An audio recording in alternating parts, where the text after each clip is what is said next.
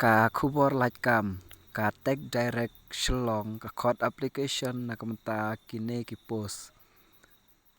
ki kerteng jong ki post kilong ka optical fiber support technician pat ka optical fiber technician te ka last date ban submit ya ka application kadai haka live huway tarik jong ubanai basipau ar hajar ar pausau te ka kerteng jong ka post kadai kabaningkong kadai optical fiber support technician te ka post ka light iway bat kadai nakmenta kishenrang bat ka snem ka age limit kadai nadu ar pausan te kito ki baladap ar pau hadu ar pausan snem kila pan apply ya kane ka kam te ka kardan pule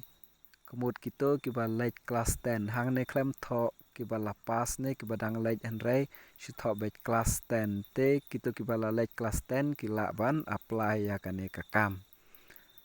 om don kam experience kito ki badang fresh ru kila ban apply ya kane ka kam ki bom don jing experience ai ru kila ban apply ya kane ka kam te pidai ru ban tip ya kine ki ktin khasi English but Hindi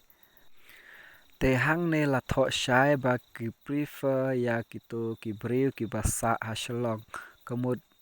kito ki basa hashlong ki kham don ka lat mola dapi apply ya kane ka kam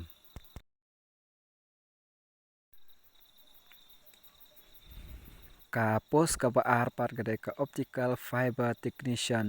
te hang ne ru don kam iway te kaneru kadai na kumta ki shenrang te ka snem kadai ka ju hi ar pau hadu ar posan snem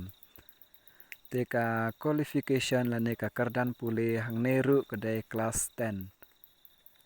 te hang ne ki kham ki kwa ya kito ki briu ki basa ha bir te kaneru kaju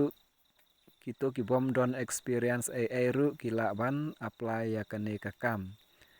bat kidai ban nang ya ka ktin khasi English but Hindi